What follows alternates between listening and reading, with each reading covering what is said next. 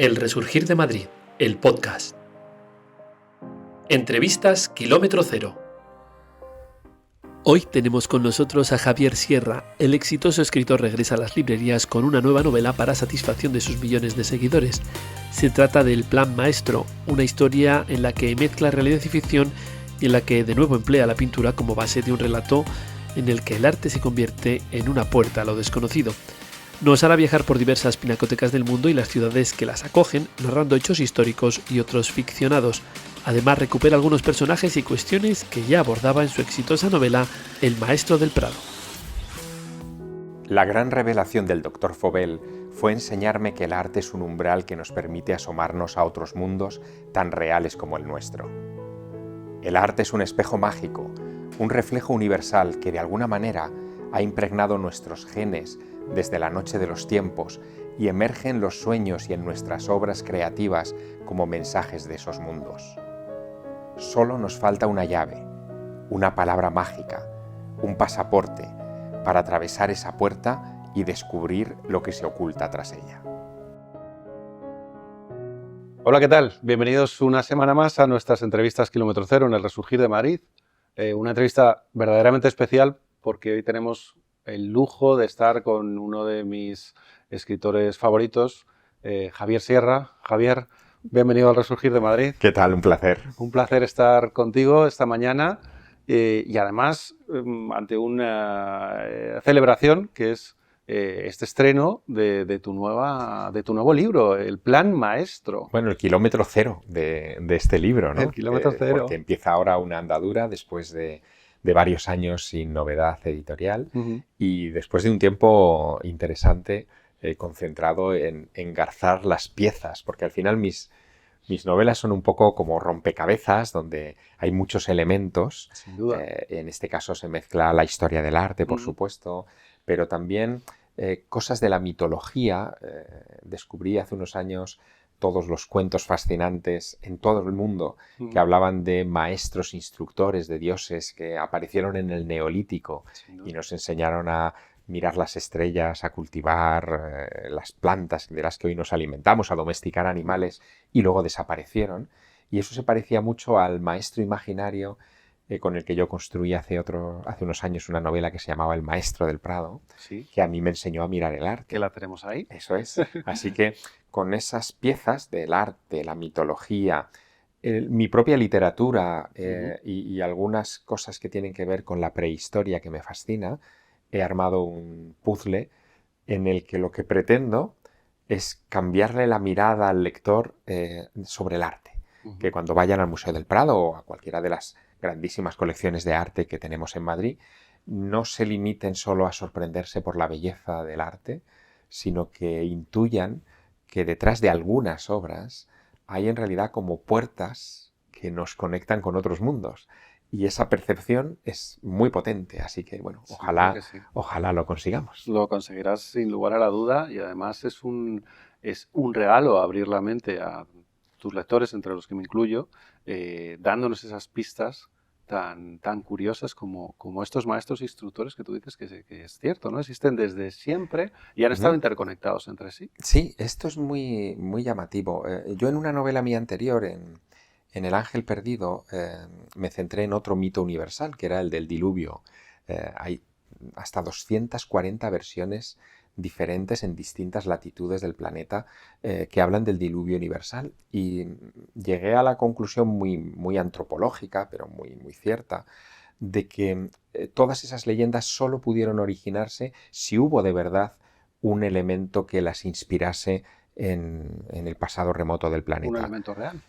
Pudo ser un cambio climático, se habla incluso ahora de un gran cometa que pudo haber impactado contra la Tierra hace unos 12.000 años y que creó la era geológica que se llama del Drías reciente. O sea, pudo haber elementos objetivos que generaron el mito. Y allí aprendí que el ser humano, y esto incluso ocurre hoy, cuando no entiende algo, construye una historia para contársela y entenderlo o creer entenderlo. Ahí es donde nacen los mitos. Y en esta ocasión, en El Plan Maestro, el mito tiene que ver con esos maestros instructores. ¿Quiénes son? ¿Quién es esa gente que enseñó en la antigua Anatolia a cultivar un tipo de trigo, el trigo carraón, que es una manipulación genética, y no otro, hace 12.000 años. ¿Quién enseñó a mirar las estrellas y a decir que la estrella Sirio en realidad es una estrella doble, que eso no lo descubrimos hasta fechas muy recientes, a los Dogon, en Mali? ¿Quién enseñó los rudimentos de la construcción de pirámides, del adobe, a los antiguos peruanos y a los mexicanos con Quetzalcóatl o Viracocha?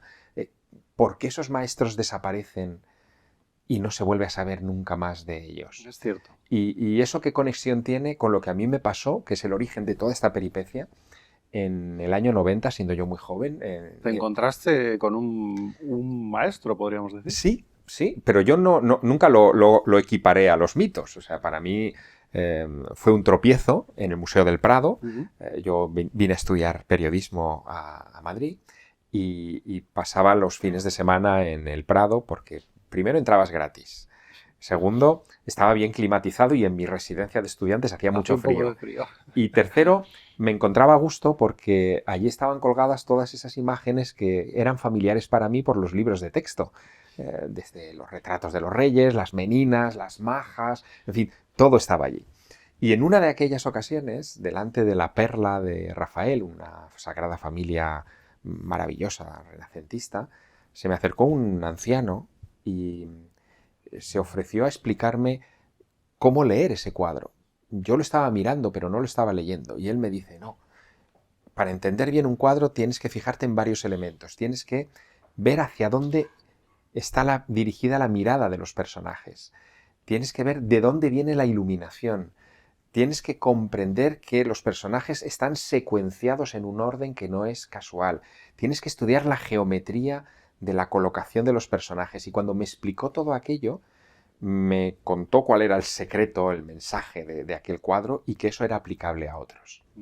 Bueno, yo me quedé tan impactado que volví durante semanas al museo. A utilizar el método que te habían... Y a intentar encontrármelo otra vez, porque a mí aquella lección... ¿No le volviste a ver? No, me supo a poquísimo, no lo volví a ver. Y aquella ausencia al final se convirtió en una cicatriz, porque no lo encontré. Y los escritores bebemos de nuestras cicatrices, ¿no? Y lo convertí años más tarde en personaje literario. Hice El Maestro del Prado. Pero yo no podía imaginar que en la estructura de aquel relato, de lo que me pasó a mí, era exacta a lo que había pasado miles de años o cientos de años atrás, depende de la cultura, con estos maestros instructores. Y de repente caí en la cuenta de que debía haber un plan. Nada es casual. De instrucción que está ahí a la vista de todo el mundo y no nos hemos dado cuenta. Y quise construir una novela sobre esto, apoyada en ciertas obras de arte, en ciertos legados de estos maestros, y el resultado es esta obra, ¿no?, que tienes ahora en las manos. Qué maravilla, qué maravilla. Javier, nada es casual entonces, está claro. No, yo creo que en el universo todo obedece a un orden. Otra cosa es que la capacidad intelectual humana alcance a comprender ese orden. Incluso, fíjate, hemos avanzado mucho exponencialmente en el último siglo en nuestro conocimiento del universo, de la biodiversidad. Hace unos años ni siquiera se contemplaba que existieran planetas extrasolares. Ahora esto es una obviedad e incluso se ha dado un premio Nobel al descubridor de los primeros planetas extrasolares. La vida pensábamos que era una excepción de la Tierra y hay agua, oxígeno por todas partes en el universo. Todo eso cambia, pero las grandes preguntas siguen todavía intactas, ¿no? Sin duda. ¿Quiénes somos? ¿De dónde venimos? ¿Y a dónde vamos? Siguen siendo tres incógnitas. Yo ahí añado quiénes son estos maestros, ¿no? Porque da la sensación de que puntualmente... guían el camino de la humanidad. Exacto. Puntualmente lo reencauzan, ¿no? Y esta es una preocupación que tienen algunos personajes de mi novela. Otros no. Claro, aquí enfrento en esta obra las dos visiones que hoy se enfrentan, ¿no? La visión materialista de la vida y la visión un poco trascendental de la vida. Son casi irreconciliables y aquí hay una batalla planteada en ese sentido, claro. Absolutamente. Ha cambiado la forma de mostrarse estos hipotéticos maestros instructores. Antes ellos, Ujú. te remontabas a Viracocha, Quetzalcóatl, son personajes con nombre y apellido casi, que instruyen directamente. Estos maestros existen ahora, pero dejan su legado de una forma mucho más sutil, Sí. como pudo ser la anécdota que tú nos has contado personal. Bueno, han cambiado en el sentido de que yo creo que en el mundo antiguo venían más disfrazados. No sé si el disfraz lo traían o se lo puso el, el cronista de turno Ujú. que contó el mito, pero por ejemplo en la antigua Mesopotamia se cuenta una historia de uno de estos instructores, lo llaman Oannes, y es una criatura híbrida, mitad pez, mitad humano, que cada mañana salía del Tigris y le daba clases a los antiguos sumerios, de matemáticas, de geometría, de astronomía, de todo, ¿no? De biología. Y todas aquellas lecciones se extendieron durante un periodo de tiempo, en fin, no determinado, pero no debió ser muy largo. Y cuando terminó la instrucción, aquel ser se volvió a meter en las aguas y nunca más se le volvió a ver. Un poco como los dogones, ¿no? Que también eran esa mitad pez, ¿no? Bueno, es que Tenían... en África, distante de Mesopotamia, los dogones cuentan más o menos lo prácticamente mismo lo mismo. y hablan también de seres mitad peces, mitad humanos. Pero es que lo que a mí me resultó sorprendente y fue una de las chispas, sabes que cada novela sale de un chispazo, Ujú. fue una mañana que yo fui a ver El carro de heno, que es una de las obras maestras del Bosco en el Museo del Prado, y de repente en el carro de heno vi un hombre pez. Había representado uno de esos hombres peces, que estaba como guiando al resto de personajes. Esto me llamó mucho la atención porque el carro de heno es una metáfora de la humanidad. Yo lo sabía por lo que había leído del Bosco. Allí están los reyes, los obispos, el pueblo desfilando alrededor del carro. El carro es esa metáfora de lo evanescente y guiando al carro, como engañándolos a todos, está este hombre pez. Pero el Bosco en 1500, cuando pinta la obra, 1516, en los últimos momentos de su vida, no sabía nada de sumerios. Es que no se habían encontrado las tablillas cuneiformes que contaban la historia de Oannes. Tampoco sabía nada de los Dogón de África. ¿Cómo diablos pintó eso? ¿De dónde le vino esa Y información? haciendo lo que tiene que hacer un instructor, que es guiar a la humanidad, ¿no? Según el concepto mitológico. Claro, a mí me saltaron todas las alarmas y dije que hay una historia, esto no se ha investigado, esto en fin, explorarlo y me puse manos a la obra, claro. Javier, estos misterios, esta sabiduría que transmiten estos maestros, te voy a plantear una teoría un poco ¿Vale? curiosa, pero que a mí en ocasiones me ha venido a la mente.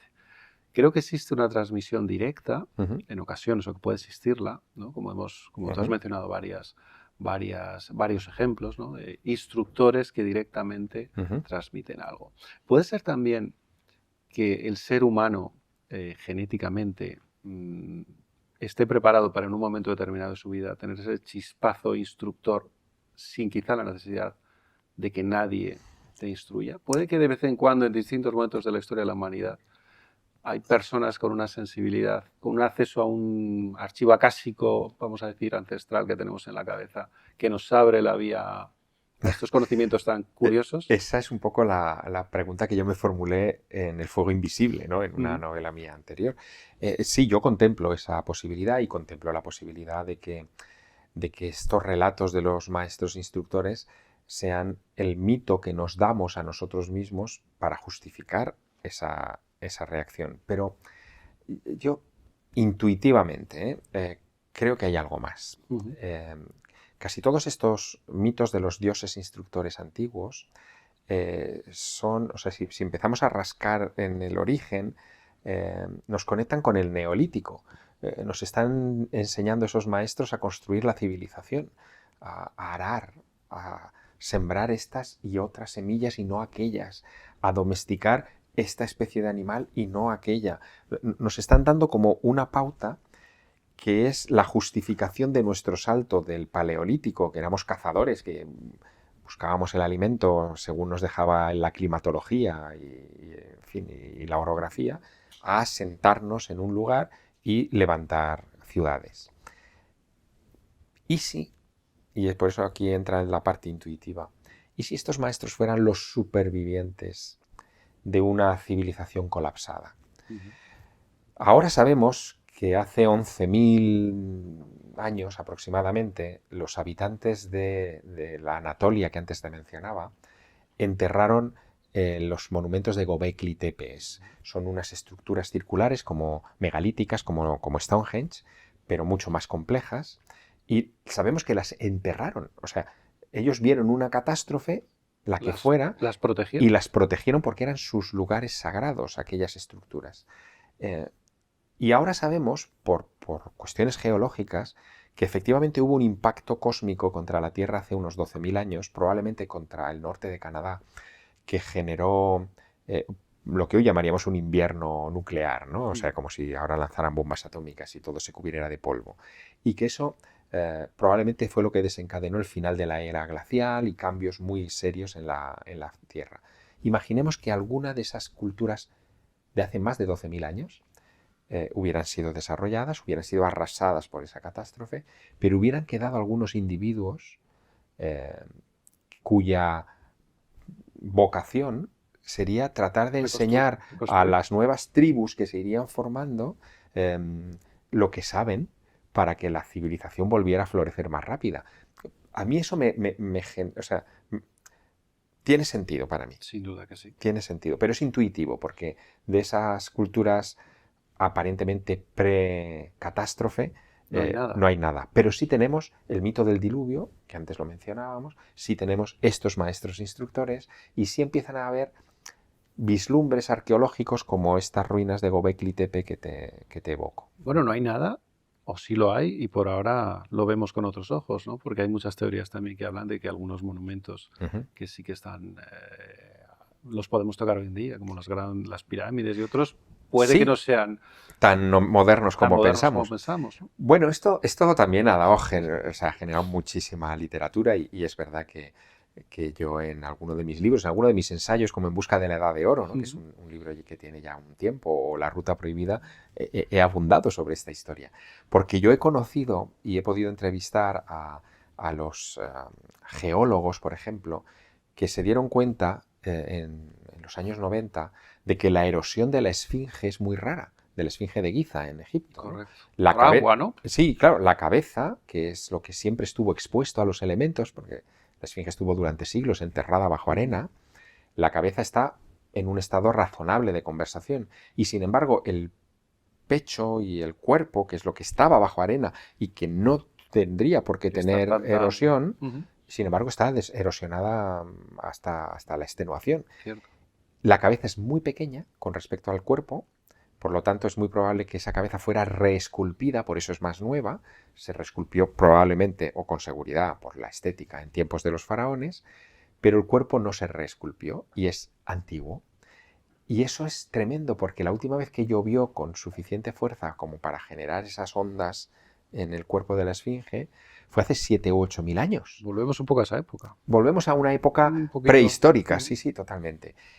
Bueno, puede que tengas tu razón y que ahí en esos monumentos que son muy obvios estén algunas pistas y que esos monumentos hayan sido reutilizados, lo cual no sería de extrañar. Nosotros también reutilizamos y convertimos ahora iglesias en salas de discoteca, ¿no? O sea, reutilizamos lo antiguo porque nos evoca cosas. Tal vez ahí hay una línea de investigación. Totalmente. Hablabas de ese cataclismo. 12.000 años, más o menos, ¿no? Y ahora salen, hace poco está en la tele, noticias se empieza a ver noticias, y además antes hablábamos de un autor que nos gusta a los dos, JJ, sobre una posibilidad que nunca ponemos encima de la mesa, yo creo que quizá por autoprotección, de que quizá, ¿por qué no?, estamos tan expuestos como estuvimos entonces. No, lo estamos, o sea, lo estamos a otro cataclismo. Permanentemente.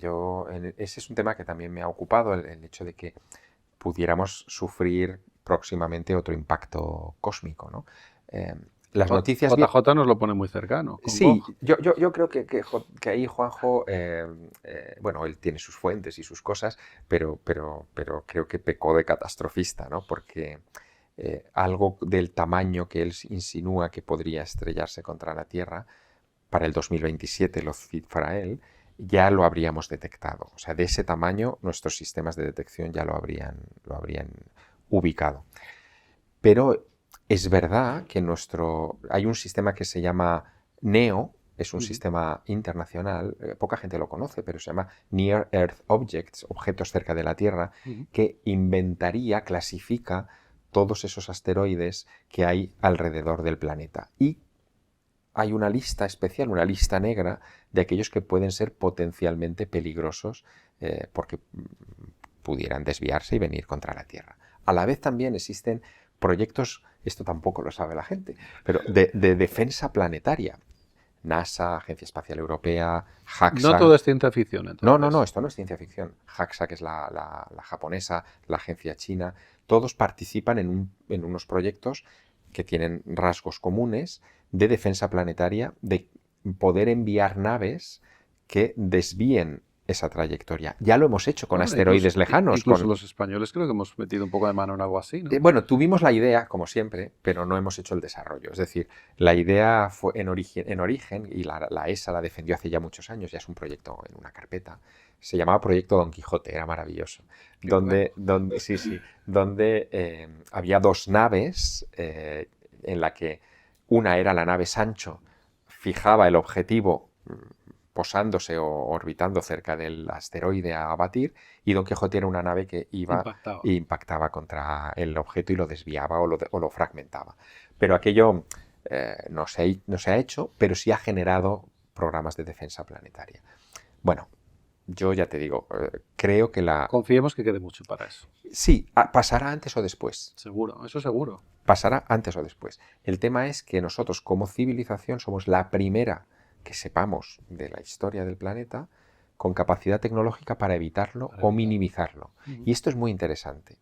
Y es verdad que quizá les destinamos pocos recursos, ¿no? a este tipo de cosas y nos lo gastamos en fiestas. Totalmente. Pero bueno, el tema es serio, a mí me preocupa y me hace reflexionar sobre una de las grandes preguntas que es quiénes somos y la otra que es a dónde vamos y qué pasará con nosotros. Totalmente. Volviendo a tu plan maestro, Javier. Hay maestros, nunca mejor dicho, a lo largo de la historia del arte que han ocultado esos mensajes en sus pinturas, en sus distintas obras de arte. De hecho, yo recuerdo alguna charla tuya en la que cuadro por cuadro ibas exponiendo cosas tan curiosas como hasta platillos volantes pintados en cuadros hace cientos de años. Esto está particularmente curioso. No, desde luego. Mira, en el plan maestro le hago un guiño a esto porque mis personajes se encuentran en un momento dado en la Galería de los Uffizi en Florencia. Y al lado de la Galería de los Uffizi está el Palazzo Vecchio. El Palazzo Vecchio era la sede de gobierno de los Medici, de los grandes señores de la ciudad. Y dentro de ese Palazzo Vecchio hay una sala que yo siempre visito, ¿no? Cuando voy a Florencia. Es una sala que tiene un tondo, una pintura redonda, que se atribuye a Filippo Lippi, probablemente sea de la escuela. Es una Madonna, una Virgen, con San Juan de niño y el niño y Jesús de niño. O sea, la Madonna es San Giovannino, la llaman en italiano. Sobre el hombro de la Madonna San Giovannino hay un señor con un perro en una colina que está poniéndose la mano en forma de visera mirando al cielo. Y en el cielo, al lugar hacia donde mira ese personaje, hay una mancha oscura de la que salen unos rayos, que es un ovni. O sea, ese tondo se pinta en el 480. No había avionetas, no había drones, no había nada de esto que hoy vuela en nuestros cielos. Y no había nada que emitiera esos rayos tan especiales. ¿Qué es? Al otro lado de la Virgen hay 3 focos también irradiando rayos que son como esferitas, como Foo Fighters en el argot de los ufólogos, que están ahí, que los pintó indudablemente el artista y los retrató por alguna razón. Sí que hay ovnis y platillos en el arte, algunos incluso más sorprendentes en otras obras. Pero en el arte hay más. En el plan maestro, después de reunirse delante de la sala Almadone San Giovannino, acuden a la gran galería de los Uffizi, a la sala donde están los Botticelli. Y hay un cuadro que está en la historia universal del arte, que todo el mundo tiene en la retina, que es la Primavera de Botticelli, donde hay una serie de personajes con una Venus en el centro y un bosque detrás, ¿no? Bueno, pues si te fijas bien en el bosque y en las formas de las ramas que hay detrás de la Venus, que es la protagonista de la obra, ese claro en el bosque son unos pulmones humanos, perfectos, con sus alveolos, con todo, unos pulmones humanos. Botticelli, como Leonardo, como Rafael, como todos aquellos grandes maestros, estaban obsesionados por la anatomía humana, pero no les dejaban participar en autopsias porque las autopsias eran prohibidas. Cualquiera que abriera un cadáver era acusado inmediatamente de necromancia. Nadie había visto un pulmón humano porque no podían. Bueno, Botticelli los vio, probablemente participó en alguna autopsia ilegal, entre comillas, y como burla o como manera de mostrar lo que él sabía, los disfrazó como si fuera el claro de un bosque, jugando con las sombras. No me lo estoy inventando, es que está ahí. Y cuando tú veas esos pulmones en la primavera, o lo vean nuestros espectadores o mis lectores en el plan maestro, no van a dejar de verlos nunca ya, porque son obvios. Y quien dice pulmones dice otros órganos vitales que están en otras obras maestras, o dice otras cosas que se tienen que ver con lo que yo en la novela llamo la segunda visión. ¿La transmisión del conocimiento prohibido, entre comillas? No solo. La segunda visión es esa visión instintiva de las cosas, donde ya no solamente ves lo obvio, sino que ves cosas en las formas. Es lo que los niños hacen cuando ven caras en las nubes, ¿no? Cuando ves eso, cuando desarrollas eso, ves cosas que los propios maestros disfrazaron. Por ejemplo, Durero. Durero hizo varios bocetos a lo largo de su vida de almohadones. Él se levantaba de su siesta y el almohadón quedaba arrugado así de manera rara, pero cuando tú ves los almohadones de determinada forma, todos son caras, son retratos. Él lo hizo a propósito. Él disfrazó caras en esos almohadones. ¿De personajes reales? Bueno, no sabemos, están en esos bocetos, pero hay que tener esa segunda visión para encontrarlas. Eso es muy curioso, es muy interesante y tenía una intención sin lugar a dudas. Aquella gente, Durero, Bosco, Botticelli, eran intelectuales en su tiempo, leían, tenían acceso a conocimientos que no eran los vulgares y probablemente, como nos pasa a todos los que tenemos, a los que sabemos algo, tenían la voluntad de contarlo, pero para no ponerse en riesgo, porque muchas de estas cosas iban contra la ortodoxia, los disfrazaban en su simbología. Oye, Javier, autores, pintores que transmiten conocimiento oculto, pero hay un plan maestro, y ese plan maestro, ¿cómo lo podríamos resumir? Sé que es muy complicado, pero ¿qué es el mensaje que todos estos artistas buscan o transmitir de forma o no tiene nada que ver, ¿no? No, sí. ¿Son mensajes distintos? ¿O hay un mensaje final? Hay un mensaje final, además es muy interesante porque tiene que ver con la evolución. Yo creo que todos son maestros que están empujando a la ¿Permanencia de la especie? Sí, y mejora de la especie.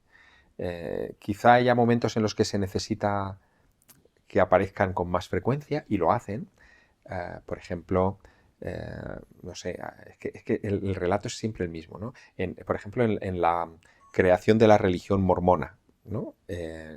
La historia es que el ángel Moroni, un misterioso personaje, se aparece a Joseph Smith y le entrega un libro de láminas de oro con la historia de la humanidad e instrucciones para el futuro. Moroni se lo deja en préstamo y Joseph Smith lo transcribe como puede. Y ese ángel se llevará el libro y desaparecerá para siempre. Ese es el cuento fundacional de los mormones. En estructura es el mismo cuento de Quetzalcóatl, Viracocha o Anes o Mi Maestro del Prado. En estructura es la misma historia, pero surge en un momento siglo XVIII, de grandes transformaciones sociales y hace que surja una manera de entender la vida social y la religión en los Estados Unidos que ha sido determinante. Sin duda. Luego, aparecen en momentos clave. En momentos clave. Siempre en ¿Estamos en momentos ese clave. momento clave? Yo creo que sí. ¿Es uno de esos momentos? Bueno, no hay más que abrir los ojos para darse cuenta de que estamos en un momento clave, pero no es momento clave porque Trump esté de presidente de los Estados Unidos, porque tengamos una guerra en Ucrania. No, eso son contingencias. Es un momento clave porque estamos a punto, mañana, de saltar a otros planetas. Estamos a punto de abandonar esta prisión maravillosa, azul y con buena iluminación y buena temperatura para irnos a otros lugares. Y eso no había pasado nunca. Y antes de que nos demos cuenta, en 30, 40 años, probablemente tendremos asentamientos permanentes en la Luna, en Marte, y ese es el inicio de una expansión cósmica de la humanidad, como solamente veíamos en los relatos de Isaac Asimov o de Arthur C. Clarke, pero está aquí. Estamos ahí, pero esos puntos de inflexión tan potentes como el que estamos, que yo, como bien dices y lo comparto, yo creo que la humanidad nunca había estado, ni ninguna de las anteriores seguramente, la hipótesis de que las haya habido, nunca habíamos estado en ese punto, son los más peligrosos. Vamos a llegar a dar ese paso. Bueno, son los más frágiles. Los más frágiles, eso es. Porque no podemos prever las contingencias o los imprevistos, ¿no? Cuando nosotros vemos ahora que están construyéndose cohetes en todas partes, ¿no? Y vemos a Jeff Bezos o a Elon Musk lanzando cohetes, si te das cuenta, los primeros cohetes todos estallan, porque es el aprendizaje de prueba-error. Claro, la primera vez que lanzas un cohete es muy peligrosa, porque no sabes lo que puede fallar. En la segunda ya has aprendido de la anterior, y ya cuando llevas 50, pues has hecho un mecano perfecto y no hay un riesgo. Siempre lo hay, pero el riesgo es del 3%, no es del 90%. Eso es lo que estamos ahora mismo viviendo. Estamos por primera vez haciendo algo y ese momento evidentemente está lleno de riesgos. Pero lo que me gusta del ser humano es que es incapaz de no hacerlo. Puede que haya oposición, que la hay. Hay mucha gente que se opone a todas estas exploraciones, pero es inevitable. En el ADN del ser humano está la exploración. Hubo mucha oposición, imagínate, para que Colón armara sus carabelas y cruzara el océano en busca de las Indias, ¿no? Yendo por el sentido contrario al que dictaba la lógica de la época. Y le costó mucho reunir los marinos y los fondos para hacer esa aventura. Pero al final cambió la historia del planeta. Ese es el momento en el que estamos. Javier, pues ese maestro que tú encontraste, que yo creo que es una fortuna haberlo encontrado, creo que en cierto modo tú nos lo regalas a todos los demás. Quizá tú seas uno de esos maestros también. Bueno, lo sería si de repente desapareciera y os dejara solo con la lección. Pues pero no lo hagas. Pero no es mi intención desaparecer, sino seguir explorando, en fin, todos estos misterios que para mí, fíjate, nos hacen pensar. Es decir, el misterio no es... O sea, yo no veo el misterio o lo desconocido como una fábrica de sustos. No me interesa, esa visión no me interesa. Pero sí lo veo como un estímulo intelectual al conocimiento. Un misterio, una zona oscura, un interrogante, una puerta que cruzar, es una invitación a aprender y a ser mejores. Y esa es mi dedicación en toda mi literatura y en toda mi actividad. Pues sigue abriéndonos las puertas, por favor, que hay muchas puertas que cruzar y con libros tan magníficos como este Plan Maestro que hoy nos presentas y nos regalas en esta entrevista, por favor, sigue, continúa, sigue abriéndonos las puertas y sigue enseñándonos tantas cosas maravillosas, Javier. Ha sido un lujazo. Gracias. Estar contigo y charlar y que nos regales un poco de esta inmensa sabiduría que tú tienes. Y yo sí que creo que eres un maestro, Javier. Gracias. Muchas gracias.